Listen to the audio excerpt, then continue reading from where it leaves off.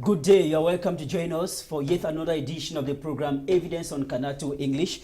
The Anglophone crisis in Cameroon, in particular the socio-political tension in the country Cameroon, discussed at the international level, that is in an area formula meeting in the United Nations Security Council. That was this week. Several participants, both from the UK, Germany and many other countries, discussed the threatening Anglophone crisis that have been plaguing Cameroon for close to 3 years today. All the members agreed on one thing, that the humanitarian situation is not very good, and equally there is a need for CAM to retain the two English-speaking regions of the country, but they disagree on how to sanction Cameroon for that to take place. Equally this week, Prime Minister Joseph Diongote was in the southwest region of the country for 4 days, holding meetings in the town of Limbe, Boya, as well as Kumba in Meme division of the southwest. The main message is peace and dialogue without secession on the table of discussion. This is Newsroom on CANAL English.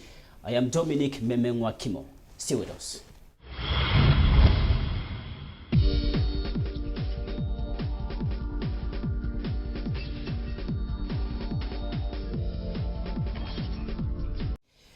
Our top stories for this week put together by Christelle Catala.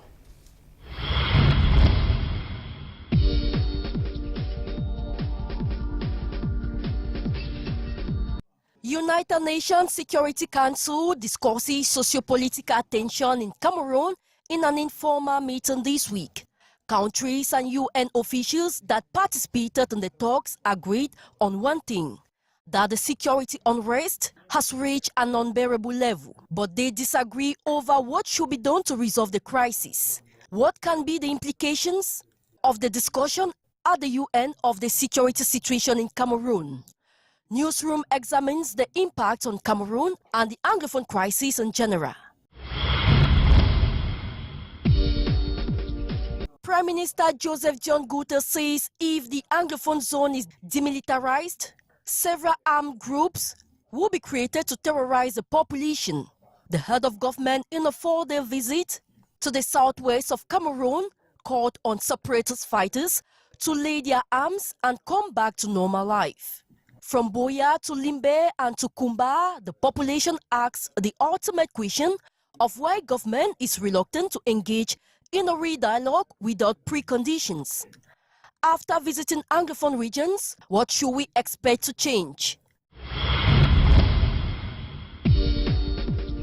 National Day celebrations on May 20. This day marks the day British Southern Cameroon and French Cameroon abandoned the federal system of governance to embrace the unitary state. 47 years after, the handwritings are clear on the wall. A part of what is considered as a unitary state wants total secession, saying the marriage has not been fruitful. What is the state of national unity in Cameroon today? This is Newsroom on CANAL English, trusted for information flow and analysis.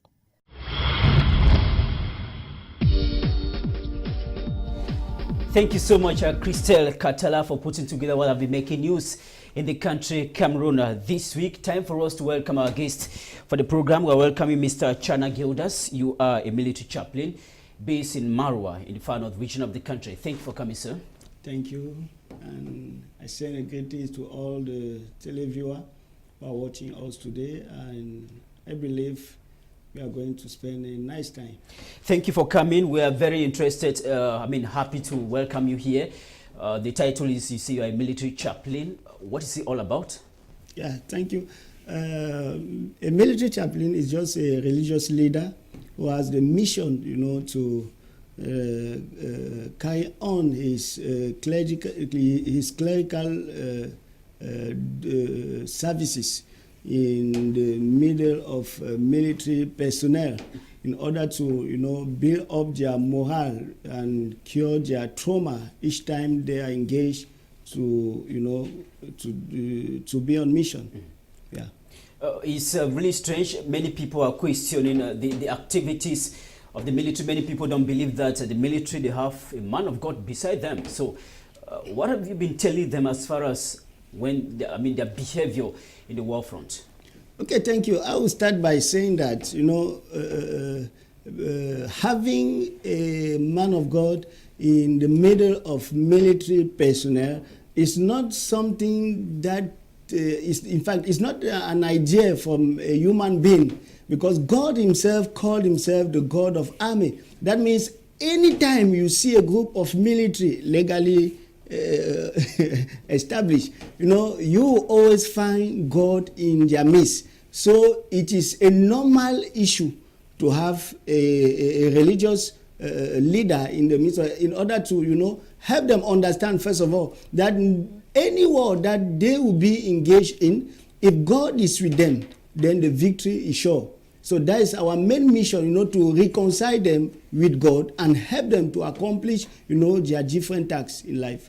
Thank you so much. In the course of the program, you'll be telling us more about the activities of the military, most especially those fighting the Northwest and Southwest, the way they behave on the field, if it ties with what we have been teaching them as a military chaplain. Time for us to welcome Reverend B. Christian, based in the Southwest region of the country. You are equally a religious leader. Thank you for coming, sir. Thank you very much, Mr. Mime. Thank you very much. We're happy to welcome you, just coming from the Southwest. What's the situation there today, Saturday, the 18th of May?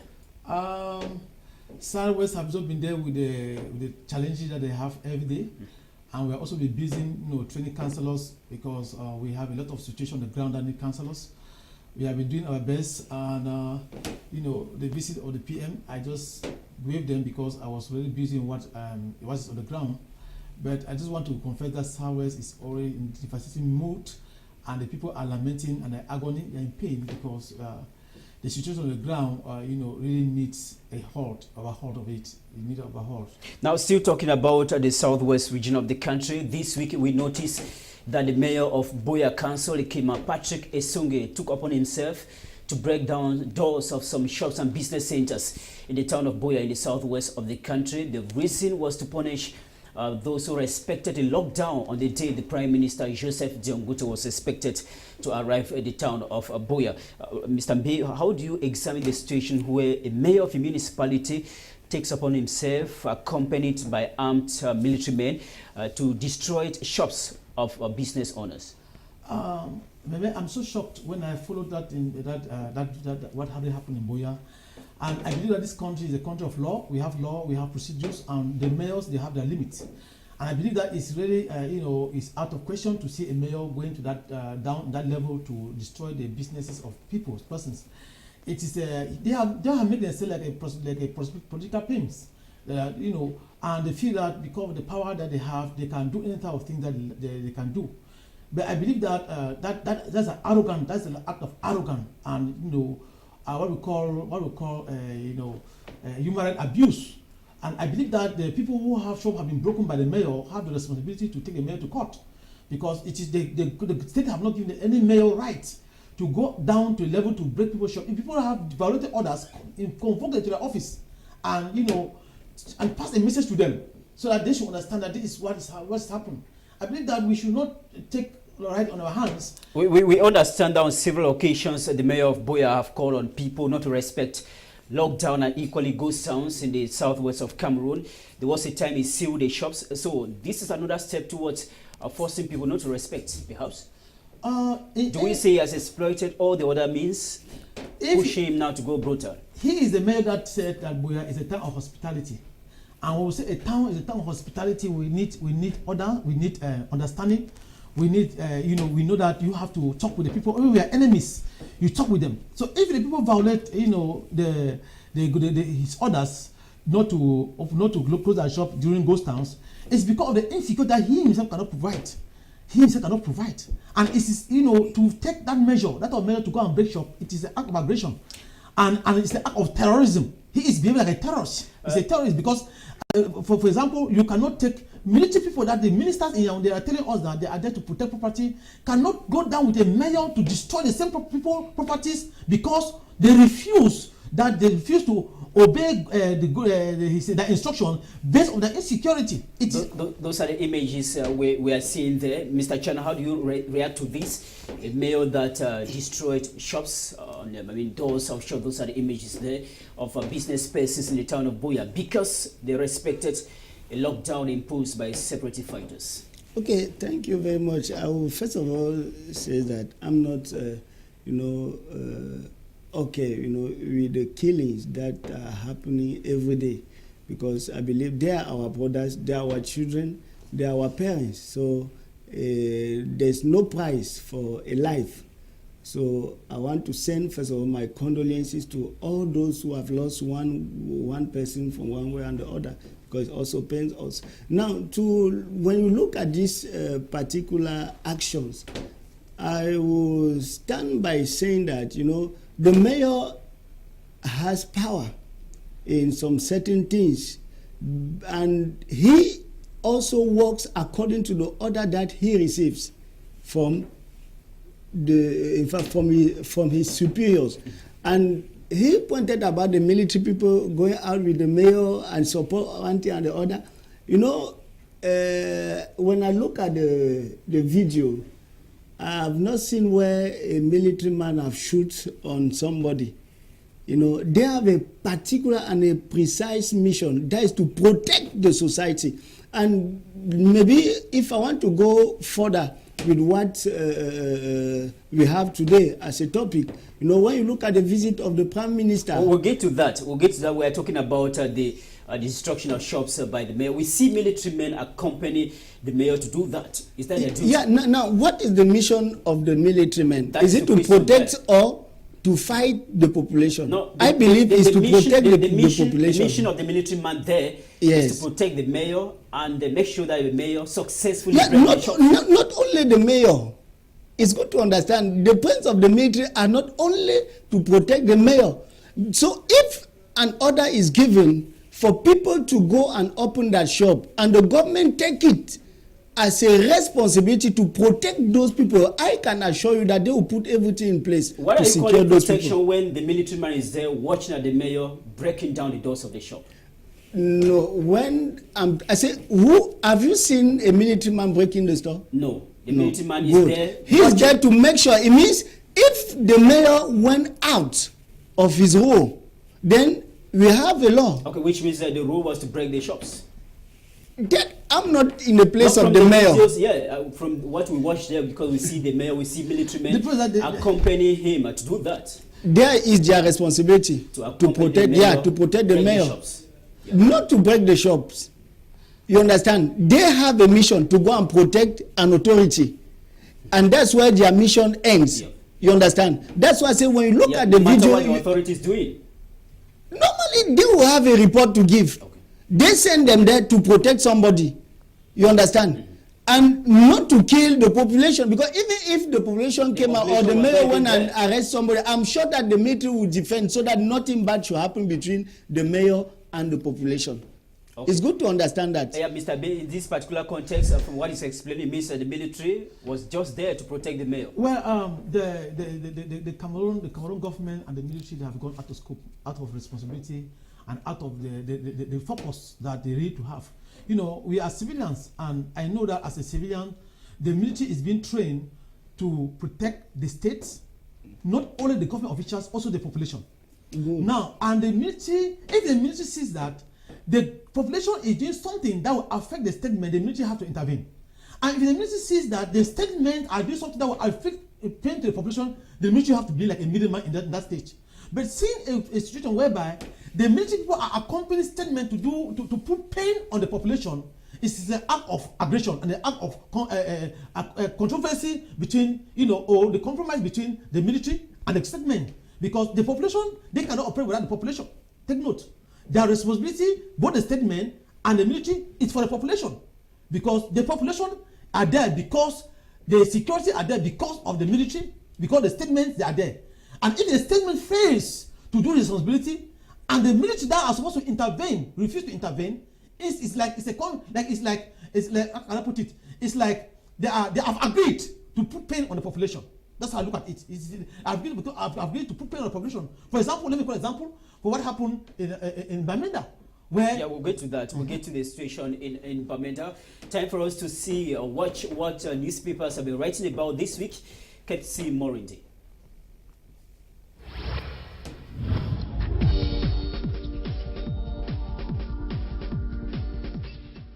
Newspapers in Cameroon this week dedicated more space in reporting the visit of the Prime Minister in the Southwest, the informal discussion of the socio-political tension in Cameroon at the United Nations Security and the 47th celebration of National Day.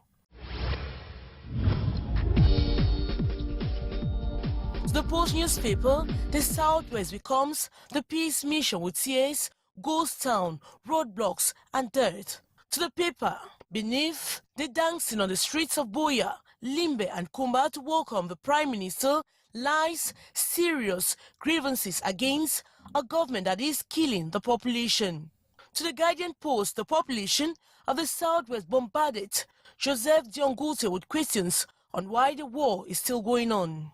To Cameroon Tribune, the message of peace and forgiveness preached by the PM in the Southwest has gone through. The paper quotes 30 people who call themselves Ambazonians laying their arms in Kumba in front of the Prime Minister. The Guardian Post concludes by saying the Prime Minister recorded a resounding victory in the northwest of Cameroon last week. An informal discussion of the socio-political tension in Cameroon takes place at the United Nations Security Council this week. Participating countries all agree on the worsening security situation in Cameroon but disagree on measures that will be taken to end the war. To La Nouvelle Expression, Germany wants UN's intervention to end the war in the northwest and southwest region of Cameroon, but other countries like China thinks it's an internal issue that the Cameroon government can handle. Le Jour newspaper examines that despite government earlier release that no discussion was to take place at the UN at Soch, Cameroon ambassador to the UN actively participated in the talks. Mutation examines the multiplying messages of peace and forgiveness President Paul Biya has been dishing out on the social media handles. To the paper, concrete actions of peace are still lacking in all the melodrama staged by the Prime Minister and his government.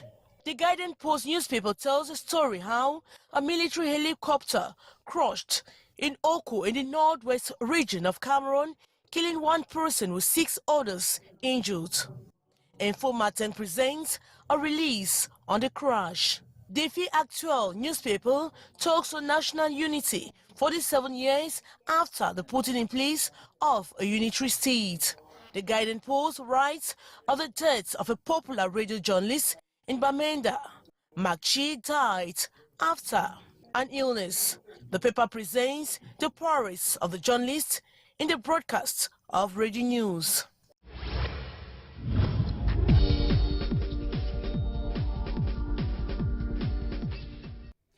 Thank you so much, Maureen D. Before we continue, Newsroom pays homage to Makchi, a colleague who died this week in the town of Bamenda in the northwest region of the country. He was a journalist broadcasting PG News on Hot Cocoa Radio in Bamenda in the northwest region of the country. Our heartfelt condolences with the bereaved family and equally the media family in the country. We start our main topic for this day. We are talking about the socio-political tension in Cameroon, the crisis in the northwest and the southwest that equally other parts of the country discussed in an informal meeting at the United Nations Security Council this week. Several countries participated. They agreed on one thing, that the humanitarian situation in the country, Cameroon, is not the best, and equally there is rising insecurity, most especially in the northwest and southwest region of the country. But they disagree one thing, on how to make sure that peace return in the 2 English-speaking regions of the country. Gentlemen, we shall be talking more on that in just a jiffy, but time for us to listen to a UK representative that participated in the United Nations Security Council informal meeting discussing the issue in Cameroon, speaking there on what the United Kingdom think about the crisis in Cameroon. The representative of the United Kingdom, the last of the co-host of today's meeting. Ambassador, you have the floor. Well, thank you, Madam Co-Chair. And let me begin by stating that the United Kingdom is a long-standing friend and partner of Cameroon. We work closely together to tackle the devastating situation in the Lake Chad Basin, where Cameroon is a key part of regional efforts to tackle the threat from Boko Haram and IS West Africa. And Under-Secretary-General Mark Lowcock reminded us earlier of the generosity of Cameroon towards refugees not only from the Lake Chad Basin, but also from the Central African Republic. But, Madam Chair, the United Kingdom is nevertheless deeply concerned about the deteriorating situation in the northwest and southwest regions of Cameroon. There have been over 1,000 mainly civilian deaths since 2016, with over 520,000 internally displaced persons from the region and 32,500 registered refugees in Nigeria. The trajectory of the need is most worrying, as Mark Lowcock said, from 160,000 last year to 1.3 million this, with its disproportionate impact on children. Our Cameroonians briefers' testimony about the impact on the ground was so very powerful, and I thank you. And I also salute your bravery in coming here and speaking for your communities and also for compassion, and thank you for that. As we've heard today, humanitarian access is key, which is a challenge due to ongoing fighting, checkpoints, and attacks on infrastructure. Armed actors on all sides have targeted national and international aid workers, curbing humanitarian work in crisis-affected areas. Health facilities have also been actively targeted. This must stop. International humanitarian law must be respected. And we must also find ways to allow education to take place, as Jan Egeland told us. We believe that senior UN officials need to maintain a visible presence in southwest and northwest regions of Cameroon to help negotiate that humanitarian space. Because there is a worrying mistrust of the aid effort on both sides, including in the Anglophone communities. Humanitarian organizations, especially from the United Nations, are often accused of supporting the government of Cameroon, while security forces and the authorities restrict movement of humanitarian workers and aid for fear of aid reaching the hands of separatists. The United Kingdom urges all parties to respect and engage in an ongoing dialogue with the humanitarian community to ensure that aid workers are able to respond in a principled and safe way. The bottom line is that those in need must be reached, and no one must stop that for political reasons. The United Kingdom recently gave $3.25 million to the United Nations response, which will provide some assistance for people in the northwest and southwest regions. But I heard very clearly what Mark Lowcock had to say about the overall need, and we will reflect on that, and I encourage others to do so as well. Future coordination efforts between the UN agencies, funds and programs, humanitarian actors and civil society, including local humanitarian partners on the ground, should focus on a realistic plan to increase the reach of the response, including agreeing on joint approaches between the United Nations and the government of Cameroon to increase humanitarian access in rural areas. But, Madam Co-Chair, this is a man-made humanitarian crisis, a crisis caused by people, not by nature, and that requires people to act to resolve it. We cannot talk about the humanitarian situation in isolation. We have to also talk about the political situation which underpins it. And a number of Council members, including the United Kingdom, have been highlighting for a while that there is a real risk of a long-term, intractable conflict developing if it is not addressed soon. And I, at this point, remember particular Father Njoking Kang's words about the need for political resolution. We all want to ensure that this is avoided, this intractable conflict is avoided, not only to stop the violence described by our briefers today, but also for the sake of the region and the sub-region, given Cameroon's critical position on the continent, tackling challenges in the Lake Chad Basin and CAR, as I mentioned earlier. Now, Madam Co-Chair, the government of Cameroon has made a number of promises and proposals to resolve the underlying problems. And President Biya recently promulgated a new decentralization law, paving the way for regional elections. This is a very welcome step. But we need to see greater implementation of the government of Cameroon's own proposals and greater trust building with local populations. And the United Kingdom calls on the government of Cameroon to establish a credible political dialogue and make all efforts to resolve the crisis peacefully.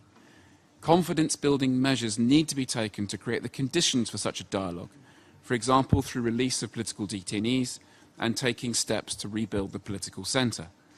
The United Kingdom stands ready to assist as a partner, and in partnership with African countries and institutions. And we believe that Cameroon's neighbours, the African Union and of course UNOCA have a role to play. And I also want at this point to highlight the role of the Peacebuilding Support Office and to call for them to provide rapid help in responding to the Government of Cameroon's request to them for assistance in the effective delivery of its own policies. Madam Co-Chair, an increase in access, an increase in funding, it's a vital first step, but it will only lead to a short-term improvement in the situation. We still have time to prevent this crisis from descending further into an intractable conflict, but that time is limited and we cannot waste it. So I reiterate the urgent need for the Government of Cameroon to act now, to instigate a credible dialogue, to tackle the situation and address the ever-worsening humanitarian crisis. Else, I fear that the Council will find itself discussing this issue more often. Thank you, Madam Co-Chair. Thank you. So much. That was the UK representative during the area formula meeting that was discussed at the United Nations Security Council on what's happening in the country Cameroon. Let me start with you, Mr. B. Christian. You mentioned there about the fact that the crisis we have in the northwest and southwest of the region today is a man-made crisis and demands a political solution to it. How do you react to that? Yes, it's a man-made crisis, and the crisis, I can say, I just put a blame to the government, because the government has a responsibility. When this crisis was, started from the onset to put it at a halt, not to happen. But the government decided for the crisis to take the shape that it is now. And a lot of people have lost their life, both military and civilians, they have lost their life in the conflict. And I believe that the United Nations should not just end at a level of talking. I want to see them more in the action procedure to act, rather than just talking. Because when it comes to a level where lives are being taken away, properties of individuals are being destroyed, Holding this particular discussion is not an action? What do you think? It's good. It's a good move. That's the first time. Yeah, it's a good move. That is discussed at the level of the United Nations. I'm just saying that it's a good move, and we are praying that it should go to action. It should go to action, which means they have to put the government to pressure to implement what they are suggesting to them. He said they are doing sensitization and whatsoever. They should put the government pressure, because the government, we know in our own country, will say it, but they will never do it. So they have the responsibility to put the government under pressure, because UK have a big role to play. Because this crisis like that, they are the part of the center of this. They have to play the center role, because if you look at history, they are involved to play a role for the crisis to be solved. And thank God that they have come to the front line to acknowledge that the crisis need to be handled and so soon as possible. Mr. Chana mentioned there about humanitarian conditions in the northwest and southwest, and they are demanding for political leaders to give way for aid workers to offer humanitarian services to persons that need in the southwest and northwest of the country. Do you see it practical for humanitarian workers to access these areas and give help to those that need it? Yeah. Why am I going to be negative about it? It's our country. Those suffering are our brothers. In fact, it really pains me when they always talk about this situation, and it is more painful when it is people from outside who will come and give us, instruction or how this thing have to be carried out. The government gave their word. There's a say we say. In fact, there's a French say we say, on juge un maçon au pied du mur. Yes, people are hungry, people are crying, people are suffering, but we should not always think that the problem will be only solved by the government. No, it's our country. I always insist on that. It's our country. You are crying that the government have done this, but have you ever asked yourself what you yourself did for this problem to be solved? Because the same people who are complaining are the same people who are making this thing to be more difficult. Excuse me to say that. Those who are saying that, no, they should do it, I don't think they have a reasonable solution to the situation in place. Because I love, the way my brother is expressing himself. It shows that he has a particular concern. about this. But if I go concretely and I ask brother, what is the practical solution? Because there, when you look at the intervention of the representative of the United Nations, United Kingdom. the United Kingdom, sorry, he said he need urgent solution. That means he need a solution. In fact, he need a prompt solution. Yes. Yeah. Now, if I ask my brother, what is the prompt solution according to you? Do you think that, we usually say we know when fire started, but we don't always know when the fire will end. You understand? So people who are thinking that, no, the problem will be solved today, just with a clack of a finger, for me, I think they are making a very big mistake. But I always still believe that we are the one to solve this problem, not people from outside. What do you think have delayed us from solving the problem since 2016?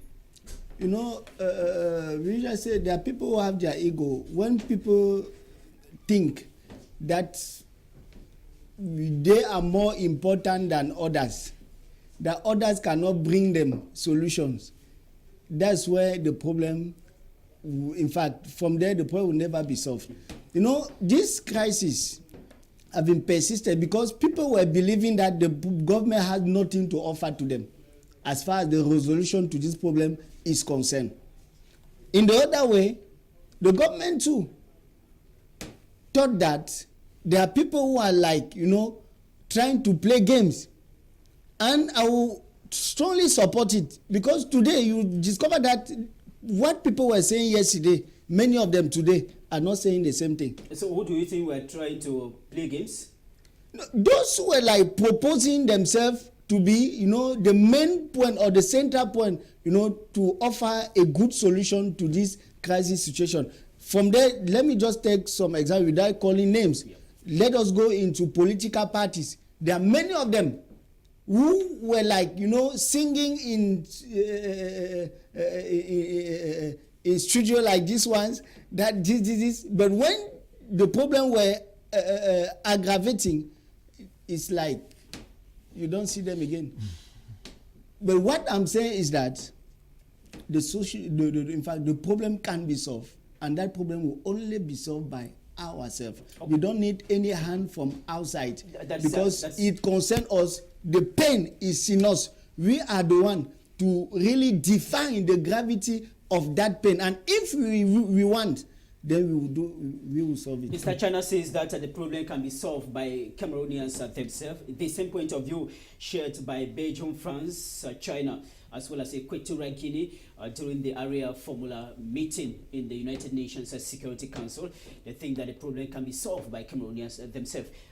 Mr. B. Christian, what is your take on the fact that China, Belgium, as well as Equatorial Guinea, they think that the problem can still be handled internally by the Cameroon government without foreign intervention? Well, they have had, we thank them for their own initiative that they have seen, but if those people that are saying that it can be solved by Cameroonians, they're on the ground, they are in Kwakwa, they are in Kembo, they are in Ikona, in Bengue, and all those places in Bole, they could have had a different view on what they are saying. Because when we have a government that's an aggressive government, aggressive in his thought, in imagination. I just want to ask a question to my brother sitting out there that if this conflict... Just explain a point. Yeah, no, I'm not trying to ask that. No, he asked me a question. They asked as a religious, they asked if this conflict was in Francophone zone, let's say in Douala, and people were dying as a dying in Anglophone zone, you think that the government will stay quiet? Will not.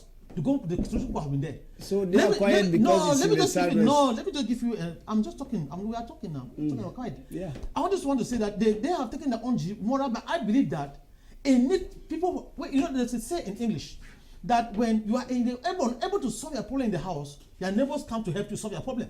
Cameroon government is unable to solve this matter.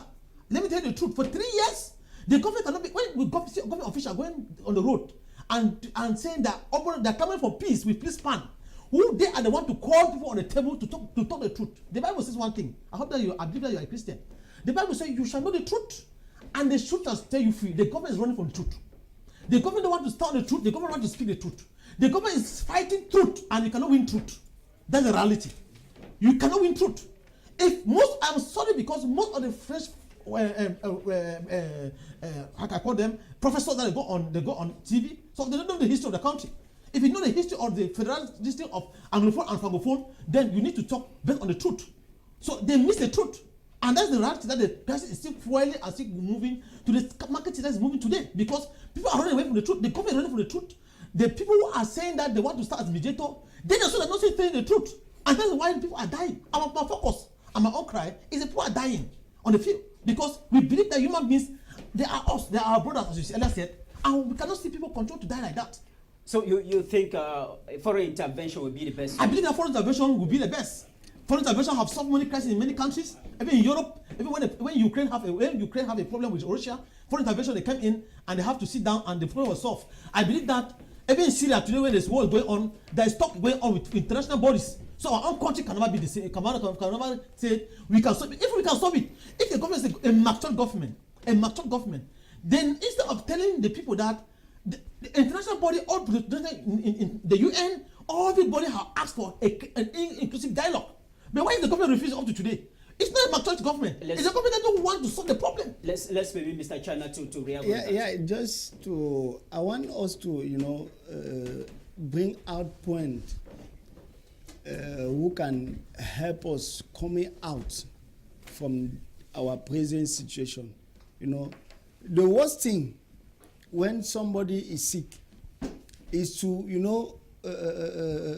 concentrate all his mind on his sickness than to look for the medicine that can really cure the sickness. Because the more you look and define your sickness, the more you will be dying. So I will just answer my brother, maybe with a question.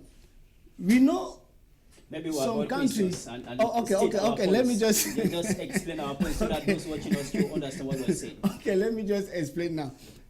With my own analysis, where foreign countries have intervened, we have the solutions today. Let me just take some example. We know the problem of Libya today. The foreign countries intervened to bring out the solution. But where is Libya today? We know when the foreign country went to intervene in Côte d'Ivoire. We know what happened, even though today we think that it is the best place to be. But I don't think so. It's just a few countries that I can name. And wherever you will see the United Nations intervene, and for our good, those people are not coming because they love us too much. No, they have their own interests. And we are not ready to sell our country for nothing, because I will call it like that. I say selling our country. Why are we always think that we are nothing? Why are we always carrying this low self-esteem? That is my cry. Yeah, maybe because the government since 2016 have not been able to react. People think that the government is not doing anything. But I take it personally in this room to say the government is doing, and very soon we are going to see the result. I'm happy because, measures have been taken, but I always insist on the right measure to be taken. You understand? And nobody here will say no, that they have never made mistake in life, even though they were strong in their decision. I have made a lot of mistakes in life. But when those action was taken, I was strongly believe that the decision that I'm taking today is the right. But a wise person is somebody who stop working when he discover that he made a mistake in life. And I think the government is trying to correct a lot of things, and that's why I encourage them to do what they are doing today. And avoid international intervention. Yes. Thank you so much. Time for us to welcome Time for Elvis, our consultant on the program Newsroom. Thank you for coming, Tayo. Thank you very much, Mehmet Dominic. It's my pleasure marking present here today. Apologizing for coming late all the way, but we've been trying to make sure that we catch up with some issues that pertains to smooth function of the country. Of course, we've been trying to uncover some other abnormal practices that have been going on that still jeopardized the Anglophone crisis as we speak. Just to mention that you are just flying in from the nation's political capital, Yaoundé. Thank you. You are joining us when we are talking about intervention, the area formula meeting that took place at the United Nations Security Council with some countries like Belgium, France, China, indicating that the situation we have in Cameroon today is still an internal situation that can be handled by the government of Cameroon. What's your take on the position of China, France, as well as Russia on that? I will not agree with them. I will not agree with any human being as of now who sits and say that, for example, like my co-panelist was talking of recent, that in Libya, this one happened, they intervened, there is problem, Cote d'Ivoire, the same. I don't think they are under similar circumstances in the case of Cameroon. I have told many people that the Anglophone crisis and the way it's unfolding is peculiar to no other crisis in the world. I mean, no other crisis in the world has the peculiarity that we have. The fact that we are a bilingual country, having crisis, one country wants to split. The fact that you have diaspora fully involved in it, who will tell you what to do, sometimes even what to eat and what not to eat, as against the local administrators that you see and know, you and I. So it has some particularities that we must always be able to be careful when we're doing analysis. Now, regarding the role China played and the others talking about internal affairs, I will fully disagree with them because when we talk about countries coming in, international politics is a matter of permanent interest, yes. And so even when my brother Kopali says we should solve the problem ourselves, countries should not intervene because we are equal to the tax, it's a fat lie. Because even the China himself and the rest who are saying it's internal affairs, they know the reason. Because they are benefiting from the country. China is a commercial nation, for example. He's not interested in the aspect of politics because he wants to make sure that things are solved in a way that he comes in to do his business.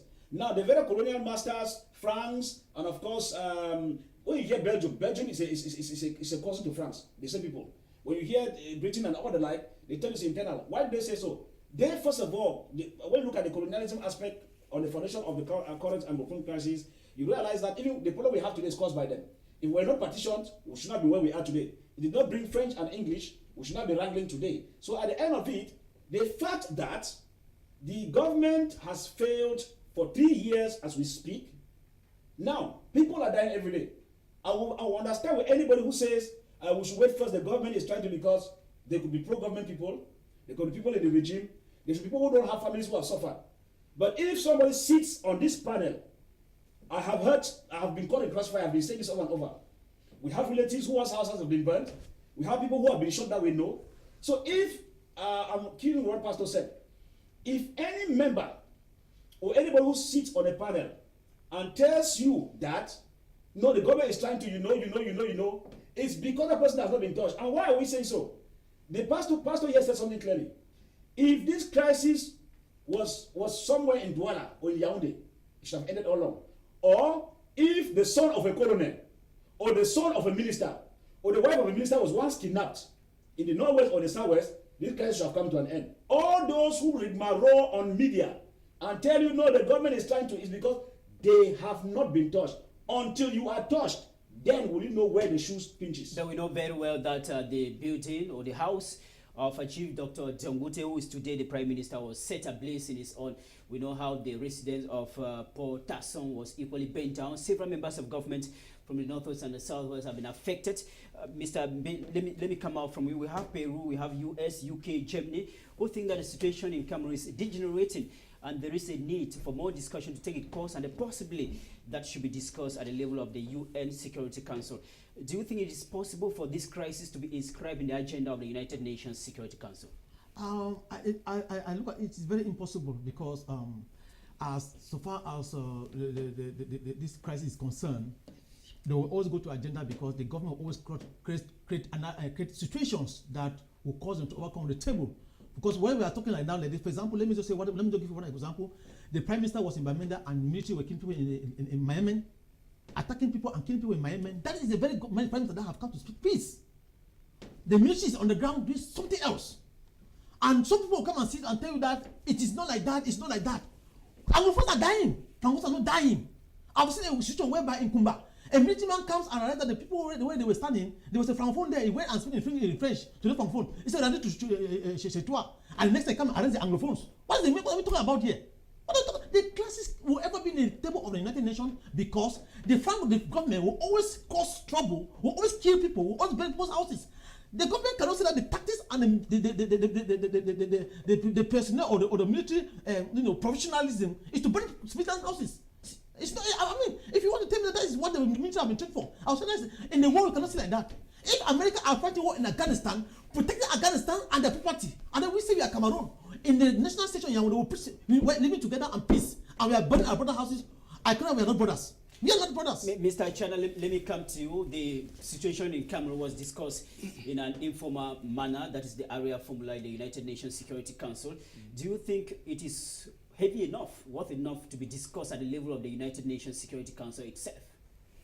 If we take it, or if we behave like that, or show to them that that's how it is, that's how they are going to take it. I'm so hurt when I listen my brother, talking about Anglophone, Francophone. Anglophone is dying, Francophones are not dying. I'm really shocked. But I have records of what is happening in the ground, even if I'm not in the southwest region. I'm also in a zone war. I'm from the far north, where people are also dying. And when you look at the way, the forces of law are organizing themselves, you discover that they don't discriminate as far as sending mission on the fields are concerned. You see Anglophone as well as you see Francophone. So all of us are dying. My problem is what we are facing. The problem is touching everybody. No, the problem is touching everybody. So we have to see how to stop it. This thing of standing here and say Anglophone, Francophone, you call me brother. I'm a Francophone. And I speak, at least I try to explain myself in English because I believe that we are one. We have two official languages, French and English. And if we officialize the two, it's for the two to become one. So I'm not standing here as a Francophone. No, I'm standing here as a Cameroonian. And I'm talking to my brother who is a Cameroonian dying in the southwest or the northwest region. But yes, back to the subject now. Can that be discussed at the United Nations Security Council? I would say come back to my point. Even though my brother said here that saying that we can solve it is a big lie, because we cannot compare, what has happened in others' country. For the example that I gave here, I said no. We should be very careful when we talk of such things. No, we can solve it. We have the ability. Yes, I'm standing. Let me speak now as a spiritual leader. Permit me that. God says that. Yeah, I'm a pastor. Yeah. The Bible says that God will never permit that a situation should come to you if He has not given you the capability to solve that problem. Standing on that point, I believe that Cameroon has the solution to this problem. I believe in God, and I know that God, what God says is the truth. You are also a pastor. I don't know if you are going to say that it's a lie. I take it from the Bible. It's contrary also to the Bible, where the children of Israel were on captivity, and because the pain that they were caused the heart, it was unbearable. God had to raise different nations to come and fight on their enemies. You look at even the Bible. So sometimes when you can be under captivity in the embodiment of problem and pain that you cannot go, you don't know how to solve it. But God raised other nations. It's in the Bible. You know what God said? Because you don't want to understand what you have in you as a solution to that problem. Mr. Jana, two pastors will have time to. The Bible is big. We cannot discuss it all now. Time for this. Are there possibilities that the U.S. can bypass the United Nations and intervene alone? Let me come back to answer your question. Yes. When I say yes, what does it mean? Like you were asking before to our other co-panelists whether can the UN discuss the issue. Obviously, when an agenda is in an informal meeting sets the agenda, and if the topic is hot, it can be transferred to the United Nations itself, or even to the Security Council rather. Now, the problem there is whether at the Security Council action can be taken or not. And of course, we understand that in the functioning method of the Security Council, with the 5 permanent members, so to say, before any action to take place, all of them must agree. When one does not veto it, you get that, you know that it will not go through. That's how it functions. Now, coming back to the answer to what you just asked me, the answer is yes. Why do we say so? When you look at the movement of US into Iraq, US understood that passing through the Security Council, there will be obstacles. And so, till today, because America is the greatest funder of the United Nations, America breached the UN resolution based on bypassing the United Nations Security Council, moving to any other country for attack, and attack Iraq on the grounds of Saddam Hussein having chemical weapons, and Saddam Hussein was toppled. It is true that the country has not been stable till today, but America is scot-free. So, what I was saying here is that I've been telling people that when you see America talking about the case of Cameroon, we have never wished where we are that foreign powers should come in. But if you have your wife in your house, and you keep beating that wife every day, if the wife has the possibility of calling a neighbor to come in to assist in defending her, she will do that. It will not be a matter of it is husband and wife issue no longer, because if she takes to that, you beat her to death. And so, if America is coming in, nobody is more patriotic in this country than the other. That's the philosophy I've been telling people, because people always tell that no, nations don't need to interfere. But when they don't interfere, people are dying. It's because their own people are not dying.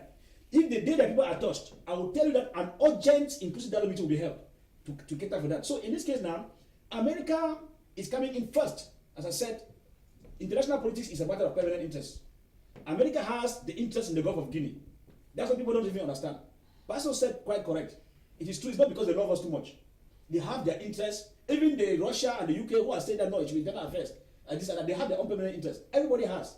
The question now is, do we give them the room to come in if the government has bad faith to resolve the problem? Pastor said something correct. Normally, the government has what it takes to resolve the problem. But the government has refused to solve the problem by providing cosmetic solutions and dancing Bafia dance. Because of the go for bad dance, while people are dying, those now who are being affected have no reason than to blow their whistle, calling for intervention. Because even if United Nations comes in to salvage the situation, it will go along to prevent your sister, your brother, those who are dying in the bushes. This is rainy season. Pregnant women are dying as we speak. Complications in the bushes and all the like. So anybody who understands this crisis will not sit on TV and say that don't bother. Foreign people should not come in. If the government is serious, they should not be going around talking about peace. When people are dying, this is my aid of recent. You saw what happened. Houses burned along the line. An inquiry, a commission of inquiry has been set up by the governor of the Northwest region. The Minister of Defense has also issued his own communique. They are going to investigate. What do you investigate when you know those who carry out the burning? Pastor's house has been burnt. He's a pastor. If your house is burnt one day, I'm sure you will be affected. We'll come to that. I mentioned to you at the beginning of this program that Cameroon actually was on the international scene this week. We equally noticed that the U.S. Under Secretary in charge of African Affairs, Thibault Nagy, equally addressed the United Congress or the U.S. Congress Committee in charge of Foreign Affairs, indicating his report. He was in Cameroon, what he gathered from Cameroon, and equally proposed what needs to be done. Elise Smith, the coordinator and the spokesperson of the Anglophone General Conference, equally addressed that particular committee. Let's listen to Thibault Nagy speaking there on what he thinks can be done in order to bring in an inclusive dialogue in the country, Cameroon. I share Chairwoman Bass's interest there. I have a number of Cameroon nationals in my district. Both of you ran out of time. You've mentioned that the government had established some Potemkin institutions. They weren't really doing anything to bring the two sides together. Could you elaborate on that, because you ran out of time before? Sure, yes, sir.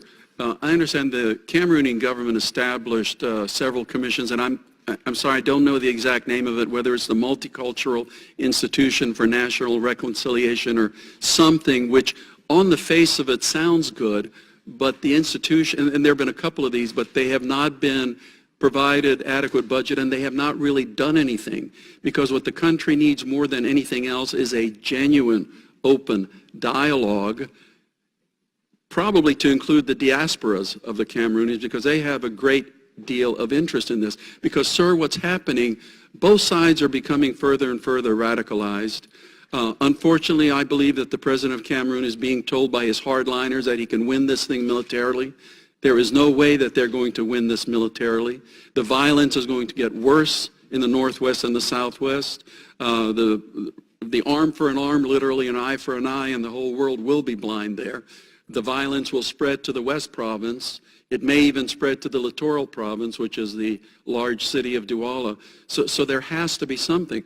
We are very, very energetically speaking with our allies. That's why I said that we just had in the Security Council this Monday what the United Nations calls an ARIAS, where it's an open debate, and it's so clear that everybody wants to move forward on this. Are sanctions on the table? Everything's on the table moving forward. But we have to bring this situation to an end.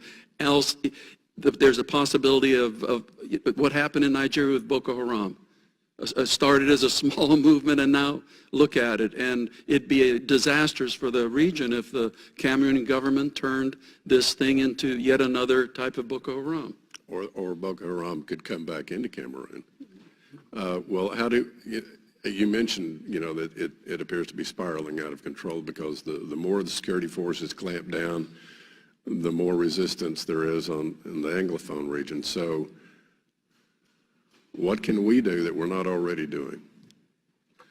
Well, like I said, the best we can do for right now is just work with our allies to really make the Cameroonian government understand the need for a real dialogue. And if that doesn't happen relatively quickly, then we have to look at the array of other tools we have in our toolkit, because frankly the possibility of sanctions is always there. But it's always better to work in concert with our friends before we go in that direction, because the frustrating thing is it is in the interest of everybody to have a national dialogue. The situation will not end militarily. Each day the atrocities will get worse and worse. Is the permanent separation of the two regions a possibility? Sir, I don't believe so, because I think that most Cameroonians, including in the southwest and northwest, have a sense of Cameroonianness, and the concept of a separated, what they call Ambazonia, in my view, is not realistic. Okay. It is the view of the United States of America to recognize the integrity of the country of Cameroon. Got it. Thank you so much, Jean. We start with the last comment of Thibault Nagite. Reverend B, he mentioned there that the concept of Ambazonia or separation is not realistic or is not holistic. That's his statement there, Thibault Nagite. Yeah, he has the right to say so because he look at it on his own view. But at the tail end, when they will go to the table, he will see the realistic of them being, separated or being, adhered to their own ideas. No, I cannot bother. I don't bother about what he's saying. He's a mediator. He's saying something that is very crucial for our nation, and I believe that at the tail end, as things goes by, he will see the realistic of what he himself has been saying is not realistic. So you disagree with what he's saying? I disagree, because we are talking about history. We are talking about history. We are talking about a Cameroonian, a country where we have Anglophones who were formerly, under French colony, a British colony, and they have their own rules and they have their own leaders, and a French country that have their own leaders, and then they decide to emerge together. And one man has been evangelized, and one man has been sidelined, and today one man is being killed.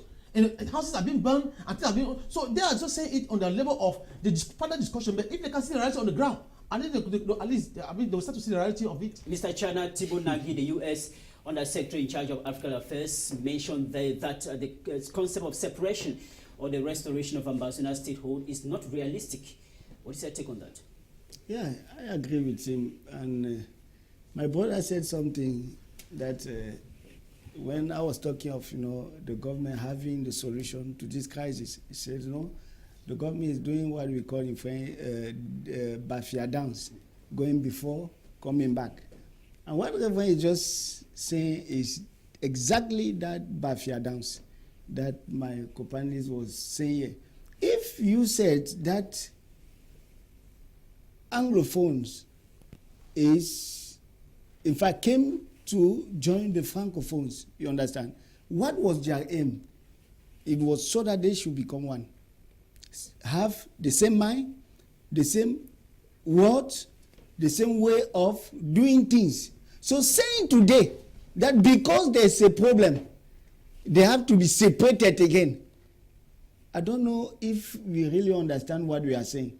It's like, forgetting all the investment that we did in the past in order for us to, restart again. And if that's how we are thinking, then we are wrong.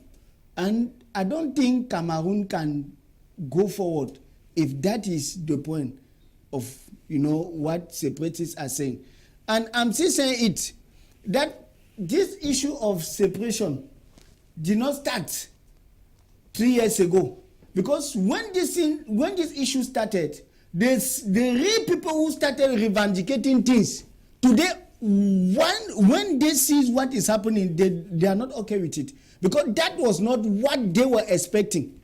You understand? So there are people with secret agenda who came forth. Is it because government failed to translate the Ohada text? Not necessarily because the government failed. The thing is that it is what they had in mind before. Which means the government has not failed.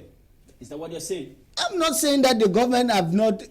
In fact, the government is standing on his right way of doing things. All right. You understand? It's true that maybe there can be mistakes. And I said it before, that I too, I accept that I've been doing mistakes in life. And I swear the government can make mistakes. Even if you take power today, you also, not that you can, you will make mistakes. Okay. But don't stand on your mistake to think that you are nothing. No.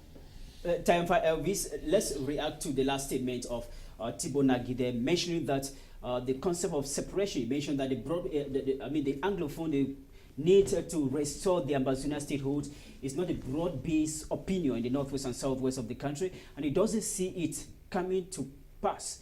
What is your take on that particular statement? Well, what I enjoy the statements of Thibault Nagy, as you are asking the question, is the fact that he said, to my own view. Underlined, to my own view. Good. Now, looking at that aspect, before I answer you, Dominic, we'll talk about concepts of separation. Let me just give 2 examples. We have Eritrea, which was part of Ethiopia. When Eritrea started reivindicating, because it was part of Ethiopia, we understood that the Ethiopian central government took it lightly from Addis Ababa. And it went on and on until finally the separation came. I don't want to go into the polemics. All right. When we look at that situation, when South Sudan was part of Sudan, when they started, Omar el-Bashir took things for granted. And they were instead pouncing on it because they were the Christian minorities. While the upper part of the Sudan you had the majority who were the Muslims. So he used the iron fist to press on them. And today South Sudan has gone. Initially in South Sudan, it was not their intention to separate. If you ask Eritreans from the beginning, it had never been their intention to separate. If you come to the northwest and the southwest region, originally it had never been their intention to separate. That's why, as Pastor Riley said, they came together to have things in common. Now it was like a marriage that did not work well, even though it was brought together illegally. Now, in this case here, when we look at it critically, at a point whereby the government is not handling the crisis well, all of us here are witnesses that when the crisis started, it was not even an issue of separation. It was an issue of revendications of the lawyers and the teachers. From there, the issue of federation was not even into place. Because the government became stubborn and used iron fist on the people, the issue transferred now from the plight of teachers and lawyers now to the plight of almost everybody. The issue of federation now came in. Government still became stubborn and used iron fist. In the iron fist, as time went on, the ideology now of federation now started going back, and now those in the diaspora and people around transform their own ideology that no. If these people are treating us like this, it means that they don't mean good for us. If this marriage is not working, better we part our ways because we came in a mutual agreement, but the agreement is not moving. Then the issue of secession came in. That's why I said that I disagree with Thibault Nagy in that as the government is delaying and going, people's hearts are getting hardened as far as maintaining themselves with the government. And that's why you see separatist ideas are growing day in, day out. Come to think of it, if Thibault Nagy had used the analysis, how could people start with peace plans and today they're holding weapons? People have never fought war before because Cameroon does not have history of war, and today they have AK-47 and some explosives. It means that because the government is pushing them to the war, to the wall, they are now having radical ideas. And that's why I keep on saying that as the Bafia dance continues, it will get to a point whereby if intermediates do not come in, as they're proposing over there, then we will find ourselves in a Waterloo battle that will not be able to contain. Mr. B. Tibonagi equally mentioned there that people, collaborators of the president of the country, probably have given him the false notion that he's going to win the war using the military. Is that what we see on the field? Yeah, that's what we see on the field. He's right there. Because you look at it, we are English. When I want to talk, I talk like I'm English because we English person understand, language. When you speak a language, you understand the ethics of that. I mean, the deep understanding of what the language or what it means, literally for us. When this crisis started, we realized that Tibonagi said the government hardliners have said they can win the war. That's why they cannot discuss in the parliament. Have parliament ever sit? That is the play of law in the country. Where if any part of the country, if you have their palm have a problem, in the parliament they have to address it. Have the parliament ever addressed the Anglophone crisis? Is to tell you that the highlanders, even MPs and senators who claim that they are patriotic in Cameroon have sidelined themselves with the president and telling that we use hard means on these people. That's what I'm telling you. I'm saying that the Anglophones are in pain because the highlanders have told them that we can use force. We can burn their houses, we'll kill them, whatever we'll do to them, they will stay quiet. And they have never succeeded in doing what they are doing. They are saying the prime minister now to go and say that to go and console the people. You cannot beat somebody and the person is crying and then you come. Let me give an example what I saw in Kumba. I was ashamed to see a government that have burned down people's houses is being mantras. To come and give people that somebody have burned his houses, his property. I saw in Kwakwa, they burned a whole magazine that cost almost 2 billion down and then they come to give mantras. Is that not an insult? It's an insult to the government. To see what the action is like that. So it's just telling you that the highlanders of the government are still telling the government that we can still use military force. That's what they're trying to discuss. What the United Nations are doing, that's what the Cameroon government could have been doing. Government could have been having open meeting discussing the Anglophone way openly on the media, what they can do, and talk about suggestions. That's what they have been doing. Why don't you do it? Mr. Chana, do you believe that the problem. Do you accept the fact that what Tibonagi mentioned there, that the hardliners are advising President Pobia that he can win this war using the military? Is that really working today? I don't think what he is saying is true. I hope what my colleague is saying on this plateau that, the government had in mind that they should go and oppress, they should go and kill this. I hope he has the proof of it. The president of the country talk about neutralizing them. Because it's impossible. Because I say that, no, it has never been the mission of the military. And I can assure you that that order have never been given to any troop that go and kill. No. I'm saying it with a firm assurance that it has never been given to those who are supposed to guide us. But now, let me say something. Who gave the right to those people to carry weapons? Those called separatists or secessionists. Who gave them the right to carry weapons? Do they have right to carry weapons? It's a question to answer. And if as a military, they have the right to be killed. They don't have the right to burn people's houses. That's why I'm saying if a military goes on mission, please don't ask questions. Go ahead and explain your point so that we understand. Okay, what I'm saying is that the government have never gave orders for military to go and burn houses, to go and kill people, because I still stand on the point that we are all Cameroonians. And we have to do everything to come together in order to do what is good for our country. And if you see some action taking place on the ground, it's due to the fact that some illegal people has decided to carry weapons. And who told you that when they carry those weapons, they sit together? I have reports of what is happening in some village in Southwest, where they goes in towns and ask people to pay tax, to give them bags of corn, and I don't know, if you don't want, they kill you or they carry you and go with you on bush. Is it right? Just to mention, to remind no, it's what to understand. The governor of the Northwest, Adolf Lililaf, have created a commission to investigate military men that burned down houses That's in what I'm saying, yeah. in Mancon village, that is in Bamenda. That shows that the government wants things to be right. Why did the military men Let's find out from you. The military, the population says burned down their houses. Were they doing so under instruction from above, or that was a personal initiative to burn down houses of people in Mancon? You know that when there's a situation like this, people are so anxious to say things, you understand? So if they have proof, then they should take the proof and show to the government, and I'm sure that those people who did it will be sanctioned. That is what they told the governor. Some of the military men entered their houses, asked them to pay money.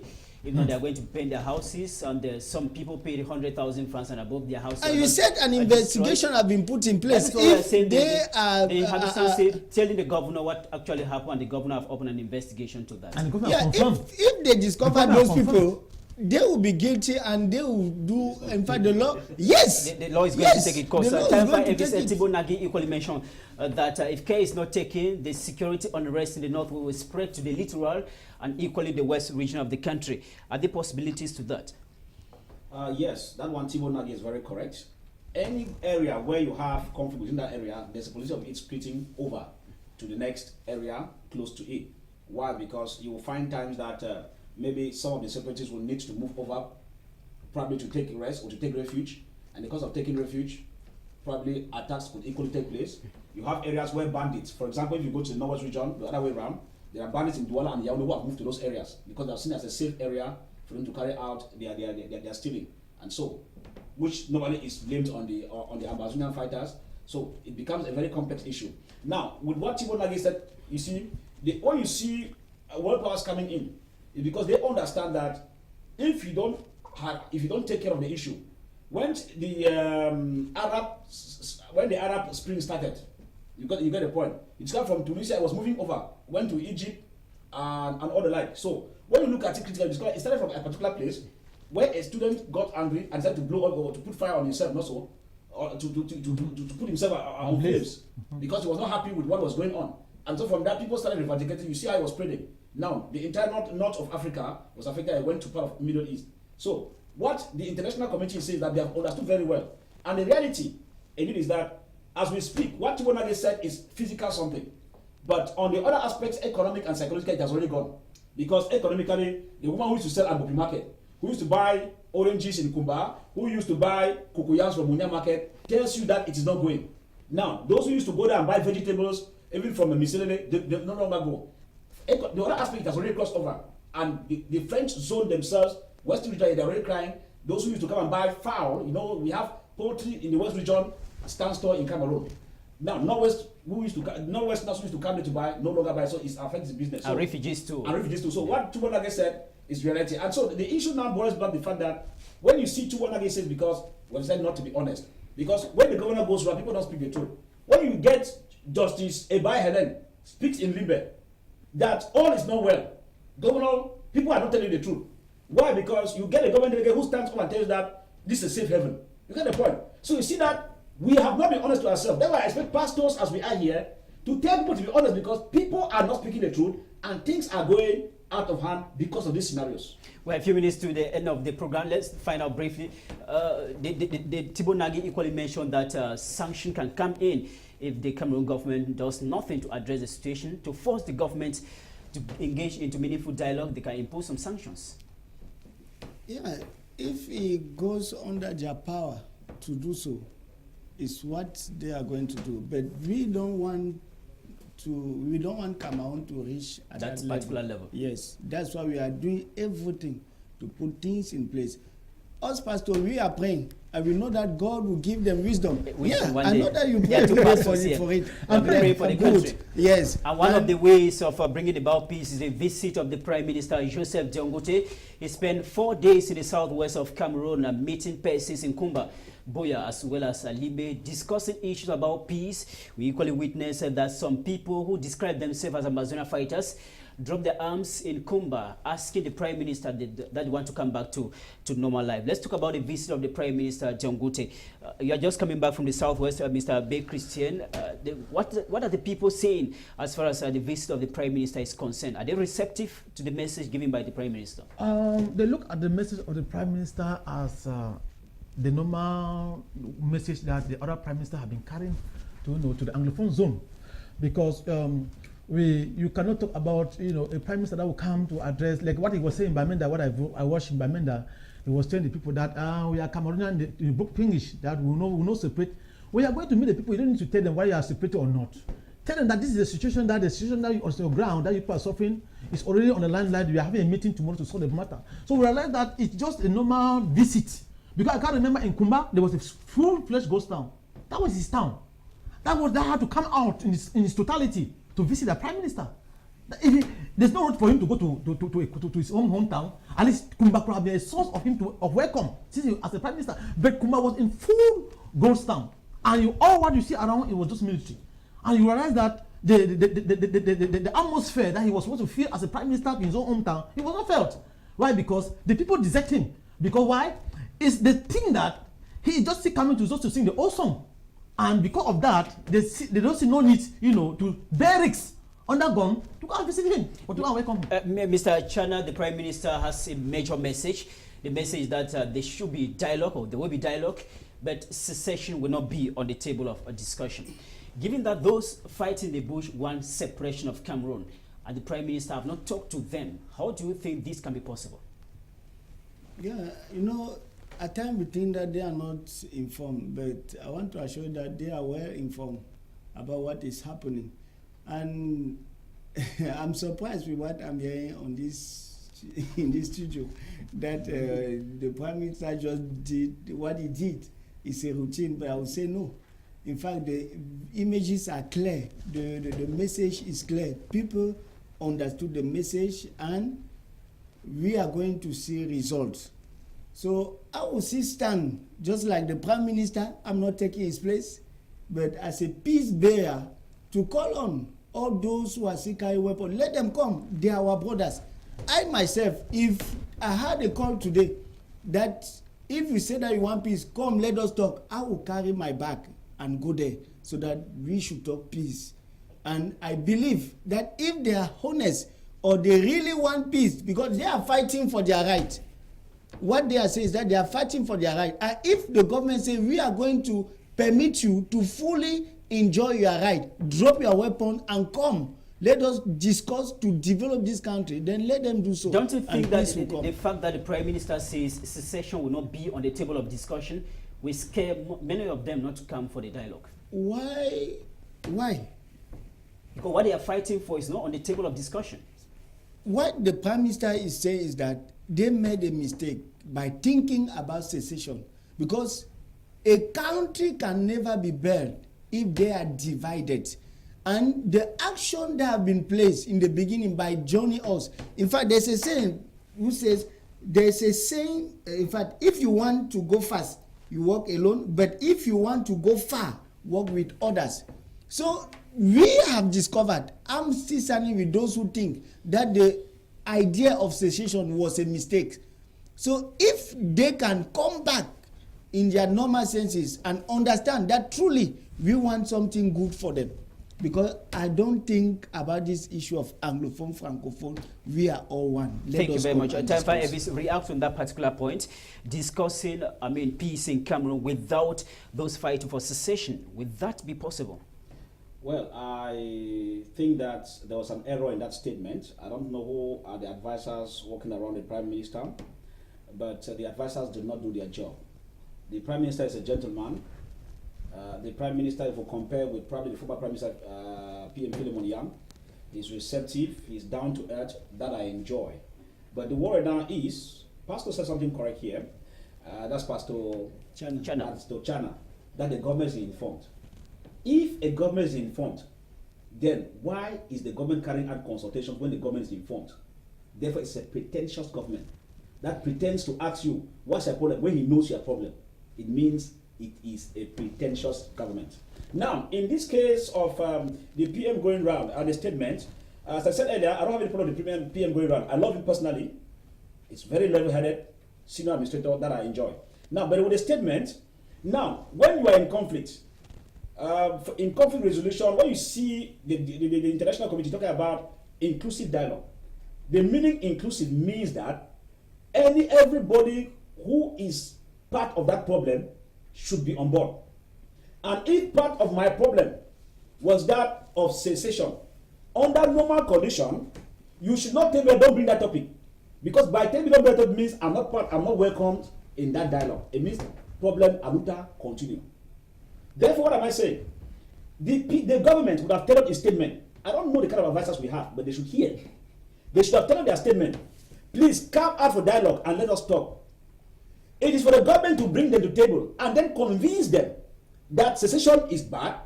If we are together, we now use what the statement pastor said. If you are working alone, you can go far, but if you are working together, you go further. Good. So that you make them understand now that no, why do we think that secession is the best? But they have now come to the table and you convince them. It's a matter of convincing. Please, I'm sorry I wronged you. Probably I marginalized you. But I think that if we separate like this, it will not be good. This is the reason why I say that I've been following issues. I tell I'm coming from Yaoundé. If I tell you that what Prime Minister is going on, his other people in the system are spoiling it. You cannot be on and shooting is going on. You cannot be on and burning is going on. You cannot be on. I'm just from Yaoundé kind of investigating a story. When you hear that a contractor who has genuine contract at the University of Yaoundé 1 is refused payment because he's an Anglophone. Does it sound well to you? I'm coming to that investigation now. And they say that no, if they are giving you this money, you use the money to go and buy arms. So when you play in Yaoundé now, they tag you Amber because you're an Anglophone. And they give you any treatment you are. The guy who I went to intervene was arrested under the instruction from the Director of National Security, detained for 2 days. A contractor who is due payment because the rector said that money is above. If they give you this money, you go and buy arms to go and supply in the Northwest. What has that statement got to do with a genuine contract with documents on the ground? You could get the situation. So if Prime Minister is speaking peace and Anglophones are marginalized in one part of the country by the same system, it tells you that organization has not been put in place for them to mean business by bringing about the genuine peace that is required. That explains why in another investigation, how do you explain that houses are burnt in my aid, including the pastor's house, Baptist church is burnt. And again, people have been arrested. And report still comes in, which I'm investigating, tells you that there are people who are in the B camp, who are there under detention, and they're asking them to pay 500,000 francs each. They're there as I speak. That's the investigation we're still working on to authentify the story. It tells you that you cannot be having a head of government who is so on the field while the military goes with impunity, asking people to give money, as I saw in my 14, where my 15, 16, where people were arrested, placed on the field. Some who paid 10,000, you were released. 5,000, you were released. It becomes a money-making machinery. How do you convince that when people are not speaking the truth to the Prime Minister as he's going around? How does the government official tell you Limbe is safe? We understand that. That tells you that Prime Minister, they are deceiving you. Limbe is not safe. The Prime Minister is on the field since last week. Has been to the northwest and southwest of Cameroon. The president of the country, President Paul, has been using his social media handles, that is Twitter and Facebook, to preach a peace. Mr. Chana, let me find out from you the activities of the Prime Minister on the field, the tweets, the social media campaign for the President of the Republic for peace to reign in the country. Do you think their actions are contradictory to the realities on the ground perpetrated by the military? No. At this particular phase of life, we have all sorts of informations from anybody. I would see some from the point that military, in fact, we have a professional man working for the military, and the kind of training that the government is giving to our military is something appreciated not only in Cameroon but almost everywhere in the world, saying that we are asking them to do what is good, not what is bad. So if there's somebody who is acting negatively according to the role that they are called to do, then the authority has a way of treating those type of people. But I'm still standing for the fact that we are training well our boys, and they are doing a good job in the field. Good. We have to support them good job. in what they are doing. Yeah. The fact that one person did something wrong does not mean that everybody is bad. 200 villages burned down. You say one person. No, why are you saying that 2 villages? You should be honest. Wait, I just want to speak, Pastor. I thank God because you say you're a pastor in the military and you are working with the military. There's one thing that I believe in this life, that whatever we are speaking, we first start the point of truth, no matter what it hurts. No matter if I'm a clergy and a pastor does something that is wrong, I will tell the public it is wrong. That is the first way when victory comes. Victory comes when we speak the truth. We cannot back government when we are doing something else. I've been with the police officer that was supposed for Yaoundé just because he argued in the office of the board because of crisis. He was supposed to come back.